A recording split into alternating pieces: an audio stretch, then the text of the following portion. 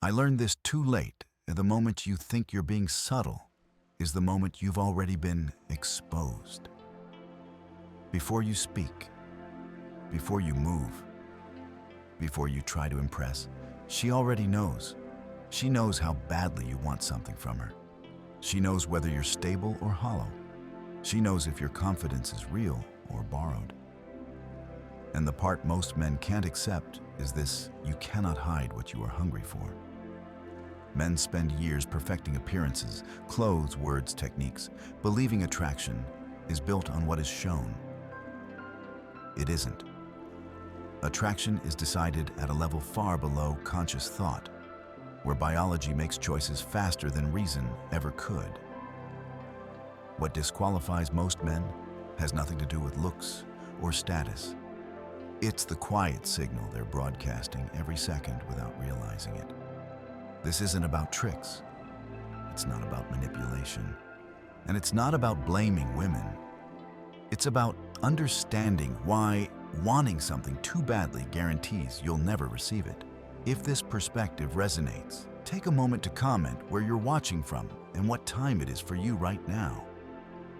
And if you value calm, honest discussions about psychology and self-mastery, consider subscribing. I used to think women were simply more intuitive than men, that they had a kind of emotional sixth sense I lacked. Over time, I realized that explanation was too soft, too flattering. What I was seeing wasn't intuition, it was conditioning, millions of years of it. For most of human history, a woman's survival depended on her ability to evaluate men quickly and accurately. There was no room for hesitation, no time for extended observation. A wrong assessment didn't lead to embarrassment.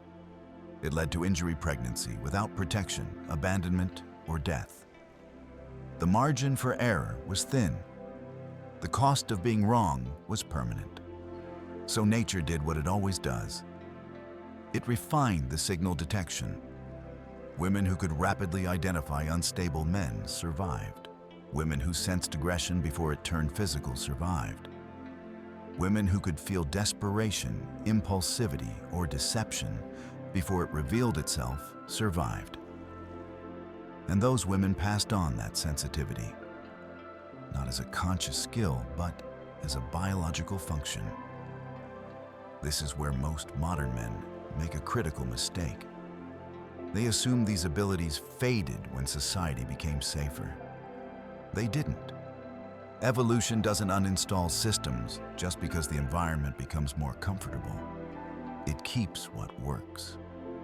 The result is a psychological assessment mechanism that operates below conscious awareness. A woman doesn't sit across from a man and logically analyze him. She feels him, not emotionally, biologically. Her nervous system takes in posture, eye movement, vocal tone, tension, rhythm, and presence. All of it happens before language enters the equation. I've watched men lose women without ever saying anything wrong. And I've watched other men say very little and still command attention. The difference was never cleverness. It was coherence. One man's internal state matched his external behavior. The other was fractured. Men tend to believe danger looks dramatic. Raised voices, threatening gestures, obvious instability. But evolution trained women to detect danger before it announces itself, before it escalates, before it becomes visible. Subtlety wasn't optional, it was necessary. That's why a woman can feel unsettled by a man who appears polite, well-dressed, and socially appropriate. And why she can feel calm around another man who says very little and makes no effort to impress. Her nervous system isn't responding to surface data. It's responding to internal alignment. This assessment isn't moral. It doesn't care about fairness. It doesn't reward good intentions. It measures one thing only: psychological reliability under pressure. Men who were desperate were historically dangerous. Not always violent, but unpredictable. They took risks. They ignored boundaries. They acted impulsively when denied access. Women learned to avoid them long before desperation turned into action. Men who lacked inner stability were also dangerous. Their emotions dictated their behavior. Their identity shifted depending on circumstance. In crisis, they collapsed or lashed out. Those men didn't protect. They consumed resources. So women evolved to filter them out early. This is the part most men resist. They want to believe attraction is subjective, that preferences vary enough to override biology. But what I've observed repeatedly is consistency. The same patterns emerge across cultures, environments, and personalities. The variables change. The mechanism does not. When a woman meets a man, her system asks silent questions. Is this man grounded? Does he require me to regulate him? Is he seeking something from me to complete himself? Does his presence feel contained or volatile? These questions are answered without words, without conscious thought. The decision happens before either person could explain it. That's why women often say, "I just didn't feel it," and struggle to articulate why. And why men become frustrated, believing the explanation is incomplete. It is incomplete because the process didn't occur at the level language operates. This sensitivity wasn't designed to flatter men. It was designed to protect women. Modern men raised in relative comfort often underestimate how little tolerance biology has for weakness. They assume effort should be rewarded, that showing interest should count for something, that vulnerability when offered prematurely should create connection. Those assumptions make sense socially. They make no sense evolutionarily. Biology doesn't reward effort. It rewards outcomes, stability, reliability, the capacity to remain centered regardless of circumstance. I had to confront this personally. I wasn't rejected because I lacked value. I was rejected because my internal state was inconsistent. I wanted approval. I wanted validation. I wanted reassurance. And I was broadcasting that want constantly. Not with words, with tension, with overinvestment, with attention that arrived too quickly and stayed too long. Women didn't reject me consciously. Their systems did it for them. This is why pretending doesn't work. You can rehearse confidence. You can copy posture. You can memorize lines. But you can't override a nervous system trained to detect incongruence. The signal always leaks. Evolution favored women who trusted that signal, not those who rationalized it away. Once I understood this, something shifted. I stopped taking reactions personally. Attraction and disinterest stopped feeling like judgments. They became feedback, not about my worth, but about my internal alignment. Most men never reach this point. They argue with biology instead. They blame women. They call them confusing, irrational, shallow. It's easier than accepting that the problem isn't what they say or do, but what they carry. Women don't need to understand this system for it to function. It operates whether they want it to or not. And it will continue to operate regardless of modern narratives about equality, logic, or intention. This doesn't make women cruel. It makes them efficient. And it places responsibility exactly where most men avoid looking. Inside. Until a man becomes internally stable, his presence will feel unsafe at a biological level, no matter how harmless he believes himself to be. Until his sense of self stops, depending on external validation, his energy will signal need. Until his identity becomes anchored in something independent of female response, he will be assessed as unreliable. This isn't punishment, it's filtration. Once I stopped fighting that reality, I stopped trying to be chosen. And that was the beginning of understanding why selection happens at all. For a long time, I believed women were judging me on things I could control. How I dressed, how I spoke, how I presented myself. That belief was comforting because it suggested that attraction was a technical problem. Fix the surface, and the outcome would change. I was wrong. What women respond to first isn't presentation, it's transmission. Long before words register, something else is already speaking. I didn't understand that I was constantly broadcasting my internal state, not intentionally, not consciously, but consistently. This broadcast is what I now recognize as an energetic signature, not in a mystical sense, in a biological one. Every emotional state produces a physiological response. Muscle tension changes, breathing patterns shift, the eyes move differently, the voice carries strain or ease, the body occupies space with confidence or contraction. These signals are subtle, but they are constant, and they are impossible to fully suppress. When my internal state was anxious, my body leaked it. When I wanted approval, my attention revealed it. When I was uncertain about myself, my presence became fragmented. I could smile and speak calmly, but something underneath was misaligned. Women noticed before I did. This is where most men misunderstand communication. They think it begins with speech. It doesn't. Speech is the final layer. By the time words arrive, the assessment has already happened. A woman doesn't consciously analyze posture or vocal tone. Her nervous system integrates them automatically. It reads coherence. Does this man feel settled inside himself, or is he performing? Performance always creates tension, and tension is felt. I've seen men obsess over eye contact, thinking more is better. It isn't. Sustained eye contact from a centered man feels steady. Sustained eye contact from a needy man feels invasive. The difference isn't the duration, it's the intention behind it. Intention alters energy. When you need something, your body organizes itself around acquisition. You lean in too quickly. You react too fast. You monitor responses. You adjust in real time. That constant adjustment creates instability. Women feel it as pressure. They don't think this man wants validation. They feel unease, and they trust it. This is why attraction can disappear without explanation. Nothing went wrong in the conversation. No boundary was crossed. No mistake was obvious.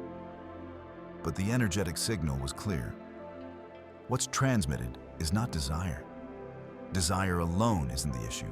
It's dependence. There's a difference between wanting and needing. Wanting is clean. Needing is heavy. Wanting doesn't distort presence. Needing warps it. When I needed approval, I gave too much attention too soon. My curiosity wasn't grounded. It was urgent. I wasn't learning about her. I was checking whether I mattered. That checking never stops. And women sense it immediately. The body cannot lie indefinitely. It might manage a few minutes, maybe even an hour. But under sustained interaction, the real state emerges. Micro-expressions flicker. Vocal rhythm breaks. The nervous system leaks information faster than the mind can control. This is why rehearsed confidence collapses under pressure. It isn't integrated. It's layered on top. Integrated confidence comes from internal stability, from knowing that the outcome doesn't determine your value. That knowledge settles the body. It slows movement. It reduces unnecessary signaling. The energetic signature of a stable man is quiet, not dull. Quiet. There's no rush in it, no urgency, no hunger that needs immediate relief. When a woman senses that her system relaxes, relaxation is the prerequisite for attraction. Most men mistake intensity for presence. They think energy means excitement. It doesn't. True presence is grounded. It doesn't spike. It doesn't fluctuate dramatically in response to feedback. Intensity driven by need feels unpredictable, and unpredictability is read as risk. This assessment happens below morality. A woman doesn't think you're bad. She thinks you're unsafe, not physically, psychologically. Unsafe means unreliable under pressure. Unsafe means emotional burden. Unsafe means she may be required to regulate you. No amount of good intention overrides that signal. I also misunderstood charisma. I thought it was a personality trait. It isn't. It's the byproduct of coherence. When what you feel, think, and express align, people feel it. When they don't, people pull away. Charisma isn't learned. It's revealed when internal conflict resolves. Men who are empty inside try to fill that space with stimulation. Talking more, joking harder, leaning in, all of it adds noise. Noise doesn't create connection, it creates fatigue. Women feel that fatigue before men notice they're causing it. This is why some men feel calming to be around. They aren't trying to manage perception. They aren't scanning reactions. They aren't adjusting their identity moment to moment. Their attention is present, but not seeking. That absence of seeking is what most men miss. Seeking broadcasts lack, and lack creates pressure. Pressure collapses attraction. I didn't lose women because I was unattractive. I lost them because my internal state was unstable. I wanted outcomes more than I wanted alignment. And that imbalance was felt immediately. Once I saw this, I stopped focusing on what women might think of me. I started paying attention to what my body was communicating without permission. The tension I carried, the impatience, the subtle anxiety around approval. None of it could be hidden, and none of it was attractive. This isn't something you fix by trying harder. Trying harder increases effort. Effort increases tension. Tension worsens the signal. The signal only changes when the internal state changes. That was the uncomfortable realization. Attraction wasn't something to pursue. It was something that emerged when I stopped needing it. Women aren't responding to your words. They're responding to your nervous system, to how regulated you are, to whether your presence feels self-contained or porous. Once I understood that rejection stopped feeling personal, it became diagnostic. My body was telling the truth before my mouth ever could. And until that truth changed, nothing else would. The greatest threat to male psychological sovereignty isn't rejection. It's lust, not desire. Lust, the desperate, restless hunger that distorts perception and corrodes self-control. I didn't recognize it at first because it feels natural when you're inside it. It feels justified, even innocent. But lust isn't about attraction.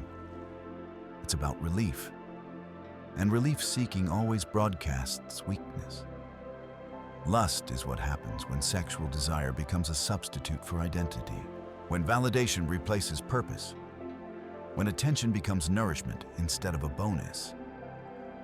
It isn't loud. It's constant. And women sense it immediately.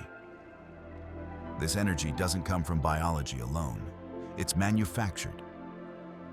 Repeated exposure to pornography, sexual scarcity, and emotional emptiness trains the nervous system to crave stimulation without fulfillment. The body becomes restless. The mind becomes fixated. The self becomes hollow. A man in this state doesn't approach a woman as a person. He approaches her as a solution. And that is the most repulsive signal a man can send. Lust reorganizes behavior subtly. The eyes linger too long. The attention arrives too fast. The reactions are exaggerated. The disappointment when interest isn't returned is visible. Even when the man believes he's hiding it. He isn't. Women evolved to detect this frequency because historically, sexually desperate men were dangerous. They didn't respect boundaries. They took risks. They escalated when denied. They acted impulsively under pressure. So women learned to filter them out early, before conversation, before proximity, before exposure. This isn't a moral judgment. It's pattern recognition. The man dominated by lust isn't aggressive in obvious ways. He's unstable. His internal state fluctuates based on access. His confidence spikes with attention and collapses without it. That volatility is read as unreliability. Women don't consciously think this man is sexually desperate. They feel discomfort, pressure, unease, and their system withdraws. This is why the man who tries hardest to get laid succeeds the least.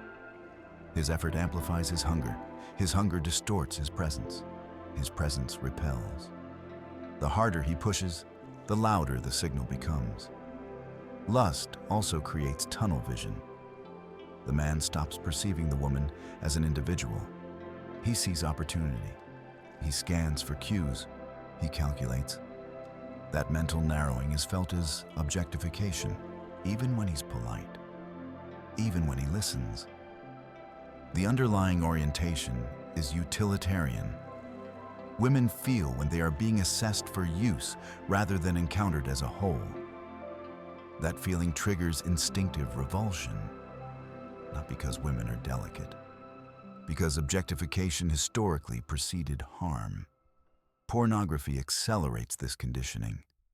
It trains men to consume images without reciprocity, without consequence, without relationship. The brain adapts. Real women become extensions of fantasy rather than autonomous beings. The man doesn't intend this shift, but intention is irrelevant. The nervous system responds to conditioning, not ideology. Pornography doesn't just increase sexual desire. It fractures it. It separates arousal from connection, from restraint, from meaning. The result is a man who wants intensely, but feels little. That emptiness is loud. A woman can feel it the moment he looks at her, not through judgment, through instinct. This is why men who consume large amounts of pornography often describe women as cold, uninterested, or dismissive. They believe women are rejecting them personally. They aren't.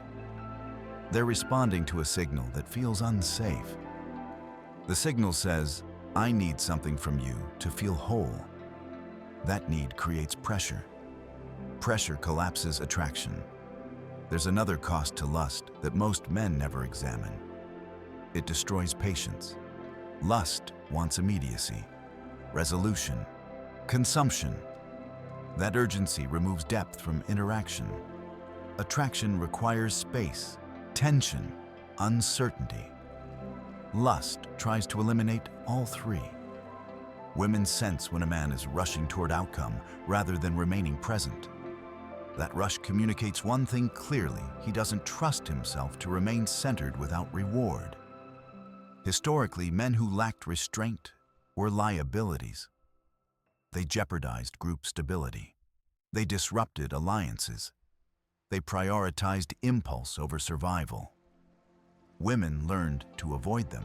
This doesn't mean sexual desire is wrong. Desire is clean when it's integrated, when it exists without controlling behavior, when it doesn't demand fulfillment to maintain self-worth. Integrated desire enhances presence. Lust degrades it. The difference is self-sufficiency. When a man's sense of value doesn't depend on sexual access, his desire becomes contained. It doesn't leak into his posture, his gaze, his reactions. It remains available, but not consuming. That containment is felt as strength. I had to confront this honestly. I wasn't being rejected because women were shallow. I was being rejected because my internal hunger was visible. I wanted validation more than connection, and my body betrayed me every time. The solution wasn't learning restraint as an act. It was removing the source of desperation. As long as sexual stimulation was abundant and empty, my nervous system stayed agitated. As long as I sought relief rather than fulfillment, my presence felt unstable. Lust thrives in emptiness. It weakens in fullness. When a man has purpose, discipline, and direction, sexual desire no longer dominates his internal landscape. It becomes one impulse among many, not the organizing force. That shift changes everything. Women don't respond to sexual hunger. They respond to self-mastery, to the sense that a man can feel desire without being owned by it. The man who controls his impulses without suppressing them broadcasts psychological authority. He isn't fighting himself, he's governing himself. That governance is rare, and it's felt. Most men never reach this point because lust offers immediate relief, and relief feels like reward, even when it costs long-term power. I had to choose between momentary stimulation and sustained presence, between hunger and sovereignty. Until that choice was made, nothing else mattered. No technique could override the signal. No confidence could mask the instability.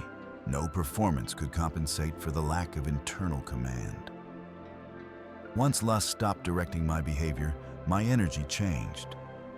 Not because I tried to change it, but because the pressure left. And without pressure, attraction had room to exist. Lust alone would be destructive enough. But pornography deepens the damage in ways most men never fully grasp. It doesn't just amplify desire. It reshapes perception. I didn't realize how much my mind had been trained until I started paying attention to how I looked at women. Not consciously, automatically.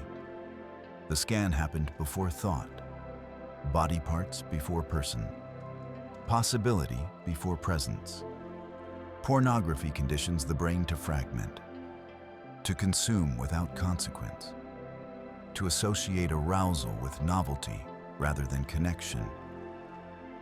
Over time, that conditioning becomes the default lens through which real women are perceived.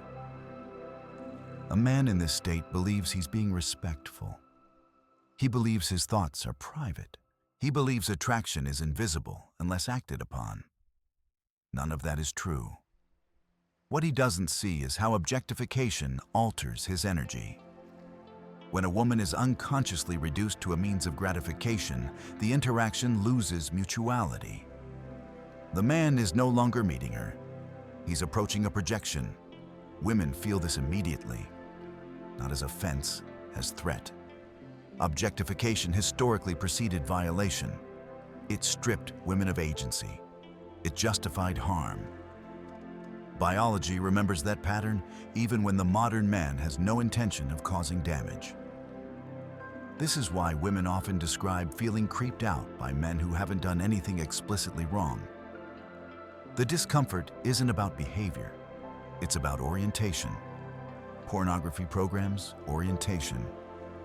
It teaches the nervous system to seek stimulation without reciprocity, to escalate intensity without relationship, to prioritize consumption over restraint.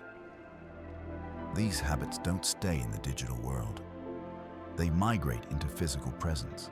The pornography-conditioned man approaches women with an energy that says, "I want to take." Not because he's malicious, because he's been trained to associate desire with extraction. That extraction energy cannot be hidden. It colors the eyes, the pauses in speech, the pacing of attention. Even silence carries it. Women respond by withdrawing, not out of cruelty, out of self-preservation. Pornography also distorts expectations. Real women don't behave like scripted fantasies. They have boundaries, moods, needs, limits. The man shaped by porn experiences this as friction. Instead of adapting, he becomes resentful. He perceives rejection where none exists. He feels entitled to access because arousal feels urgent and justified. That entitlement is another signal women detect instantly. Men often claim women are overly sensitive, that they're imagining danger. But sensitivity is what kept their ancestors alive. Dismissing it doesn't neutralize it. The deeper damage of pornography is emptiness. High stimulation with low meaning exhausts the reward system. The brain becomes desensitized. Real connection feels dull by comparison. The man becomes restless. That restlessness is felt as instability. A woman may not know why she feels uneasy around him, but her body knows he's disconnected from himself, from restraint, from reality.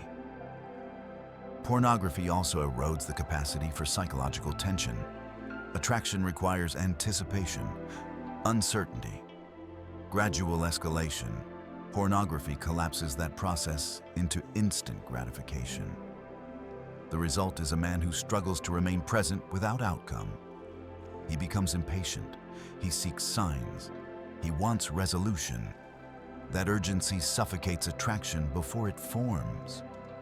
Breaking free from pornography isn't about morality.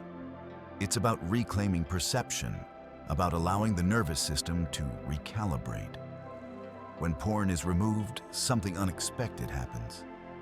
Desire becomes quieter, more focused, less scattered. The man starts seeing women as integrated beings again, not because he forces it, because the conditioning fades. With that shift comes a change in energy, less hunger, less pressure, more space.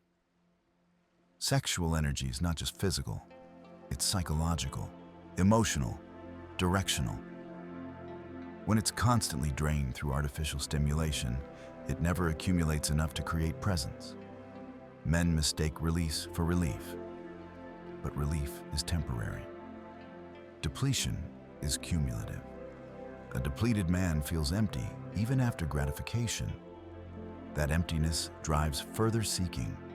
The cycle continues. Women feel that cycle in the way a man looks at them, as if he's already imagining consumption rather than interaction. The man who retains his sexual energy intentionally or not carries himself differently. His movements slow, his attention sharpens, his reactions stabilize. This isn't ideology, it's physiology. Retained energy increases baseline confidence, not bravado, stability. The nervous system isn't constantly seeking stimulation. It can tolerate stillness, silence, delay. That tolerance is rare, and women feel it. But retention alone isn't enough. A man who stops consuming porn but remains purposeless stays restless. Energy without direction becomes agitation. The energy must be directed into something meaningful. Work, creation, discipline, physical effort, psychological development. When sexual energy is channeled rather than drained, it becomes presence, focus, command. Women respond to that not because it's impressive, but because it's safe, contained, reliable. I noticed the difference slowly. Conversations changed, not because I said different things, because I stopped needing them to go anywhere. When I wasn't trying to extract validation, women relaxed. When I wasn't scanning for opportunity, connection became possible. Pornography had trained me to want without patience, to desire without depth, to seek without grounding. Removing it didn't make me puritanical. It made me clearer. Clear enough to see how much of my rejection wasn't external at all. It was self-generated. Until porn stopped shaping my perception, no amount of insight mattered. My body was still broadcasting instability. Once that influence weakened, the signal changed, and with it, the response. What women are truly scanning for isn't charm intelligence or even confidence in the way men imagine it. They are searching for stability, not situational stability, psychological stability. I misunderstood this for years because I equated stability with external markers. Income, status, professional success, those things can mask instability, but they cannot replace its absence. Psychological stability is internal. It's the ability to remain centered regardless of circumstances, to respond rather than react, to maintain coherence when outcomes are uncertain. Women evolved to prioritize this trait because it predicted survival. A man who collapses emotionally under pressure becomes a liability. A man whose identity shifts with approval becomes unpredictable. A man who requires constant validation consumes resources rather than providing them. Stability is not about dominance. It's about containment. The stable man doesn't need to announce himself. His presence is consistent. His emotional range is controlled. His attention is deliberate. He doesn't spike with praise or collapse with indifference. Women sense this through patterns.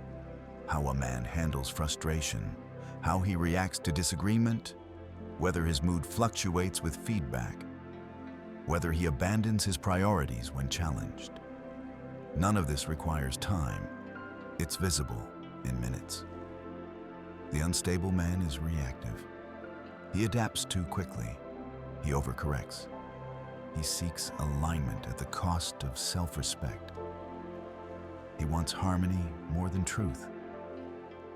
Women read this as weakness, not because they dislike kindness, but because instability predicts failure under pressure. Historically, men who could not regulate themselves became dangerous or useless in crisis. Women didn't have the luxury of discovering that slowly. Stability also includes independence of identity. The stable man knows who he is without external confirmation. His self-concept doesn't fluctuate with attention. He isn't defined by sexual success or rejection. This independence removes pressure from interaction. The woman isn't asked to complete him. She isn't burdened with regulating his emotions. That relief is felt immediately. Men often believe women want emotional openness at all times.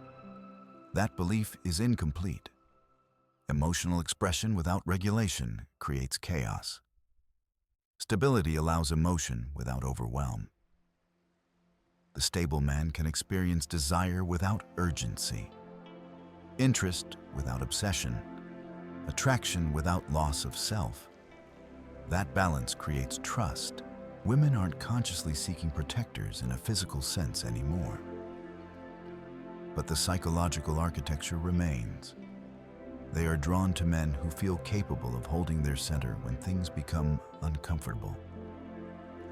This is why quiet confidence is so effective.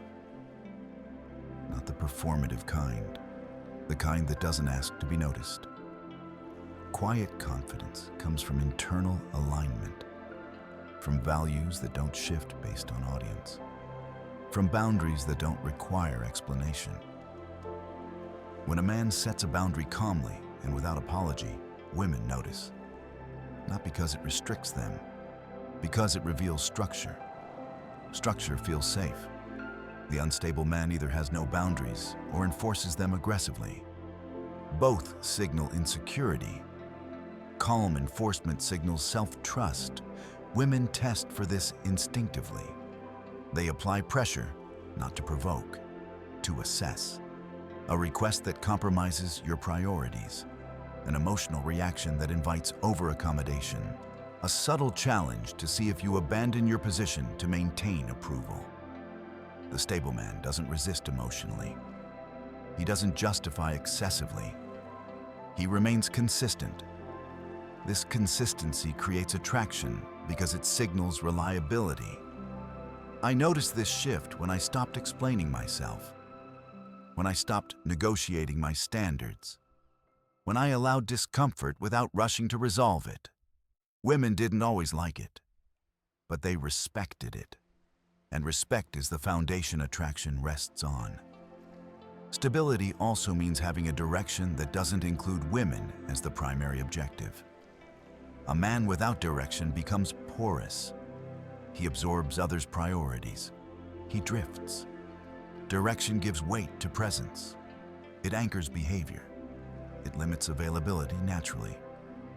Women sense when a man has something to protect. Time, focus, energy, values. That protection signals worth. The man who reorganizes his life around female interest communicates scarcity of self.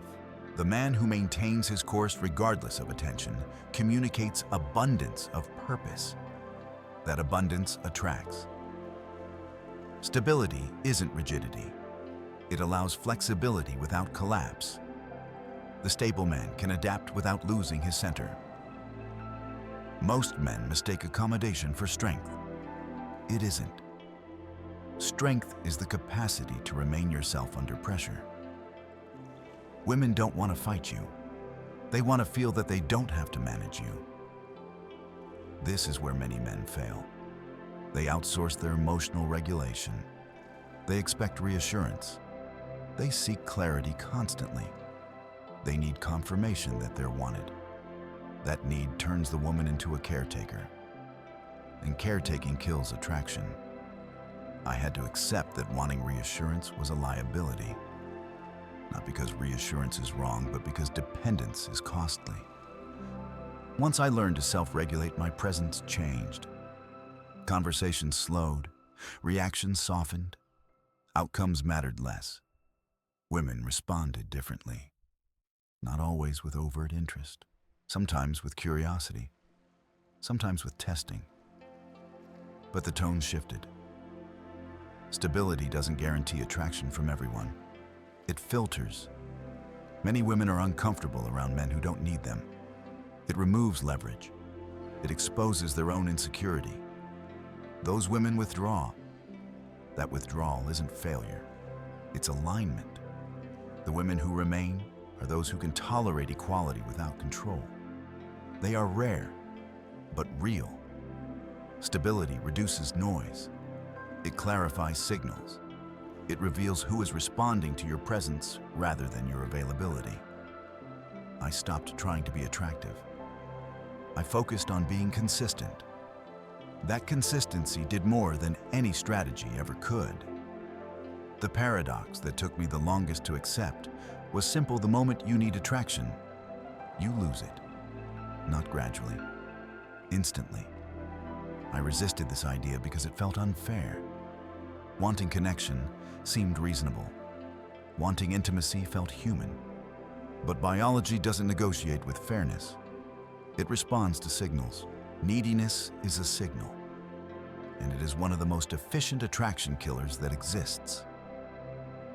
When a man needs a woman's approval to feel good about himself, he places a psychological weight on her.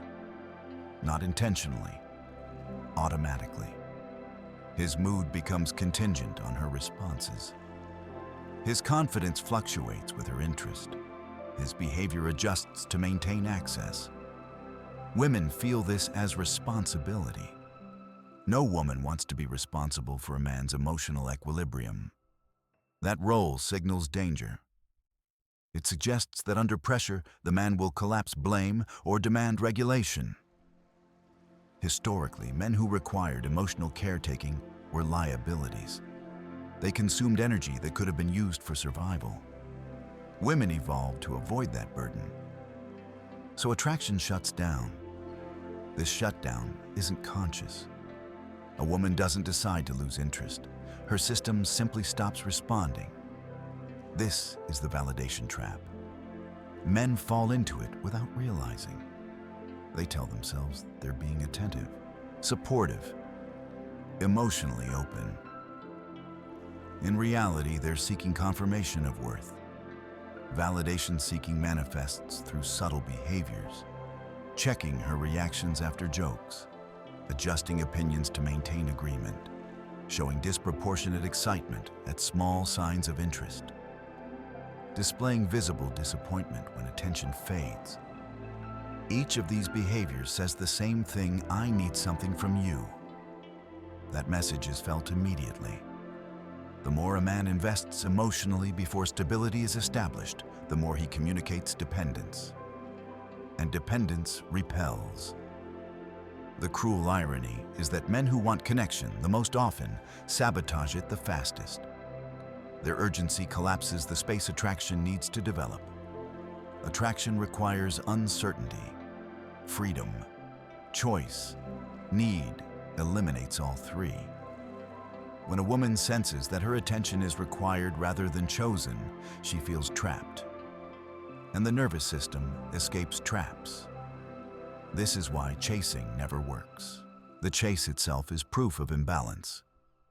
It signals that the man values the woman more than he values his own center. That imbalance creates psychological hierarchy, and attraction does not flow upward.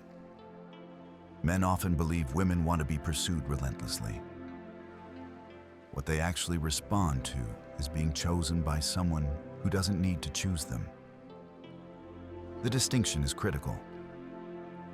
I had to confront how much of my behavior was driven by fear of loss, fear of missing out, fear of being alone. That fear translated into overinvestment. Overinvestment feels generous to the giver. It feels invasive to the receiver. Women aren't rejecting kindness, they're rejecting pressure. The validation trap also makes women feel emotionally manipulated, even when no manipulation is intended. When a man's mood depends on her responses, she senses that any withdrawal will cause harm. That creates guilt, and guilt destroys attraction. No one is attracted to someone they feel guilty around. This is why men who appear indifferent often receive more attention. Not because indifference is attractive, but because absence of need creates freedom. Freedom allows curiosity. Curiosity allows attraction. The man who doesn't require validation allows the woman to approach without obligation. Her interest becomes voluntary rather than coerced. That voluntariness is essential. The fastest way to destroy attraction is to make it necessary. I noticed this pattern everywhere once I saw it. The men complaining the loudest about being ignored were the ones offering the most. Compliments, availability, emotional investment. They believed generosity would be rewarded. Instead, it communicated desperation. Women didn't see value. They saw lack of self-regard. This doesn't mean withholding for effect. It means cultivating fullness. When a man is internally fulfilled, his generosity doesn't feel like a bid. It feels like overflow. Overflow attracts. Bidding repels. The validation trap also explains why reassurance-seeking conversations kill momentum. Are you okay? Did I do something wrong? Do you still like me? Each question transfers emotional responsibility. Each question weakens the signal. A stable man trusts his center. He doesn't outsource reassurance. He doesn't demand clarity prematurely. Clarity is earned through time and consistency, not extracted through anxiety. Women test this instinctively. They create ambiguity, delay responses, apply emotional pressure, not to punish, but to observe. The man who collapses under ambiguity reveals his dependence. The man who remains centered passes. Passing doesn't require coldness. It requires self-trust. I learned to sit with uncertainty, to allow silence, to let interest develop without forcing it. This felt unnatural at first. I was accustomed to managing outcomes. Letting go felt like risk. But the risk was necessary. Once I stopped needing validation, something unexpected happened. Women became more expressive, more curious, more engaged. Not all of them. But the ones who responded did so without resistance. The paradox resolved itself. Needing attention guarantees scarcity. Being complete creates abundance. This isn't a technique. It's a transformation. Until a man's self-worth becomes independent of female approval, Every interaction will carry pressure, and pressure suffocates attraction. The solution isn't pretending not to care. It's reaching a point where you genuinely don't require external confirmation to remain whole. That internal shift is subtle, but women feel it instantly, and once felt, it changes everything. One of the most misunderstood aspects of male-female dynamics is testing. Most men experience it as provocation, manipulation, or disrespect. I did too, until I understood its function. Women test not to control, but to assess. These tests are not conscious strategies. They are biological probes, subtle pressures designed to reveal how a man responds when his center is challenged. The goal is simple: determine psychological fitness.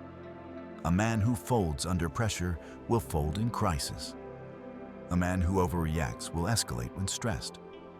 A man who abandons his values for approval cannot be trusted to protect anything long-term. Women evolved to identify these patterns early. The tests appear in many forms. A sudden emotional shift, a demand that compromises your priorities, a challenge framed as humor, a moment of withdrawal designed to see if you chase. Men who don't understand the purpose interpret these tests incorrectly. They believe women want compliance, accommodation, emotional overinvestment. They don't. They want to see if you remain yourself. The most common failure is over-accommodation. The man who immediately adjusts his boundaries to maintain harmony reveals fear of loss. That fear signals dependence. Dependence signals instability. Another failure is aggression. The man who responds defensively reveals insecurity. He experiences the test as threat rather than assessment. His reaction proves the weakness being evaluated. Both responses fail. Passing tests requires something most men never develop: calm consistency. The man who passes doesn't argue. He doesn't justify excessively. He doesn't withdraw emotionally. He remains steady. This steadiness communicates strength without hostility. Women feel this immediately, not as dominance, as safety. Safety isn't passivity, it's predictability under pressure. I used to think setting boundaries would push women away. Sometimes it did. But the women who left were revealing their own need for control. Their departure wasn't loss, it was filtration. The women who stayed responded differently, not with submission, with investment. Investment grows when a woman senses that her emotions don't control you, that you can care without being owned. This is the core misunderstanding. Men think caring means bending. It doesn't. Caring means staying present without self-erasure. Tests also serve another function. They maintain ongoing assessment. A man who was stable yesterday may not be stable today. Stress, success, failure, all alter internal state. Women continue testing to confirm consistency. This isn't malicious, it's maintenance. Men who expect tests to stop misunderstand female psychology. Stability must be demonstrated continuously, not proven once. The testing intensifies when emotional stakes rise. Relationships deepen, investment increases. The cost of choosing incorrectly becomes higher. So the system verifies. Men often complain that women create drama. They aren't creating drama. They are observing responses. Drama emerges when men lack regulation. The calm man reduces drama by his presence. He doesn't escalate. He doesn't absorb. He contains. Containment is rare, and it is felt as leadership. Women do not want to lead emotionally. They want to trust that someone else can hold structure. This is why men who over-empathize lose respect. Empathy without structure becomes appeasement. Appeasement signals fear. Fear disqualifies. Passing tests is not about being indifferent. Indifference is another form of avoidance. It's about being grounded. Grounded means your emotional state is internally regulated. It doesn't depend on approval. It doesn't collapse under criticism.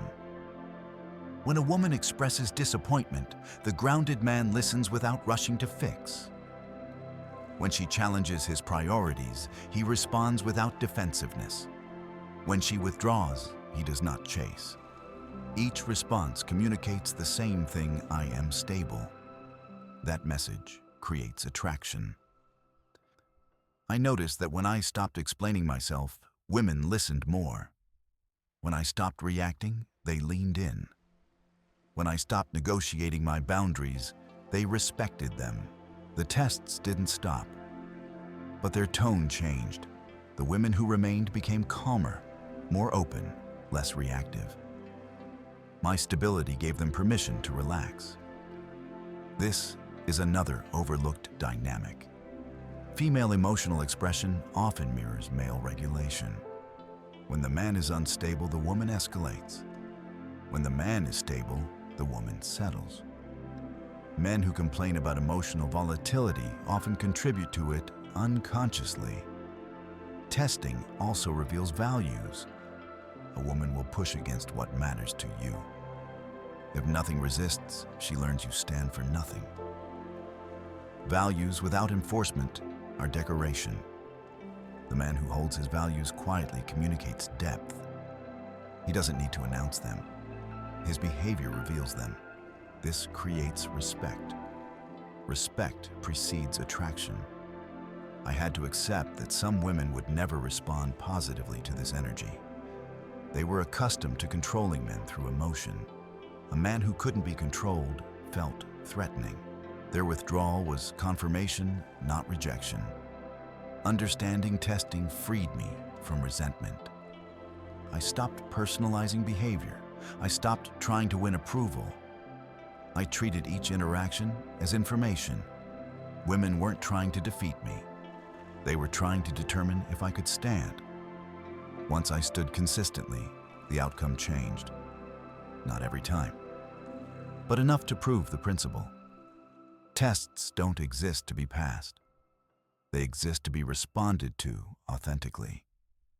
Authenticity doesn't mean transparency. It means alignment. The aligned man doesn't perform strength. He embodies it. And women without thinking respond. What most men never consider is that attraction operates under the same laws as economics.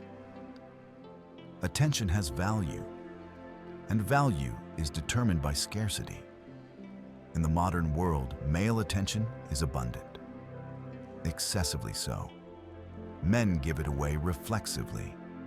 Likes, messages, compliments, emotional availability, all offered freely, often to women who have done nothing to earn it. This abundance collapses value. When something is always available, it is unconsciously dismissed, not out of arrogance, out of conditioning. The nervous system learns what matters by what is scarce. Women didn't create this dynamic alone. Men reinforced it. By responding to minimal signals with maximal investment, men taught women that male attention has little cost, that it can be accessed easily, that it carries no weight. Once attention loses weight, attraction weakens. Women understand this principle instinctively. They ration their attention carefully, not to manipulate, but to preserve value. What is difficult to obtain feels meaningful. What is easy feels disposable. Men often misinterpret this as cruelty. It isn't. It's economics. The man who gives his attention freely communicates surplus without substance. The man who protects his attention communicates self-worth. Attention is not just time. It's energy, focus, emotional bandwidth. When a man gives it away indiscriminately, he signals that he has nothing better to do. No priorities, no mission. Women respond by placing him lower in psychological hierarchy, not consciously, automatically. This is why men who are always available struggle to maintain attraction. Their availability removes tension. Without tension, interest fades. Scarcity doesn't mean withholding as strategy. It means having a life that naturally limits availability. That life requires purpose. The most attractive energy a man can carry is genuine absorption in something larger than himself. A mission that organizes his time, directs his energy, and anchors his identity. Women feel this immediately, not because they want to join the mission, because it proves direction. Direction signals competence. Competence signals survival value. Throughout history, men who maintained focus under distraction succeeded. They hunted, built, defended, led. Women evolved to prefer those traits. The man without mission drifts. He fills the void with attention-seeking. He makes women the center of his world because he has nothing else. That centering suffocates attraction. A mission-focused man doesn't chase because he's already moving. His attention is not idle, it must be earned. This earning process triggers something in women.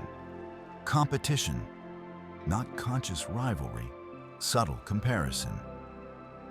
When a man's attention is scarce, women evaluate whether they qualify for it. This reverses the usual dynamic. The reversal isn't manipulation, it's consequence. Men often attempt to fake busyness. They appear occupied. They delay responses artificially. Women sense this immediately.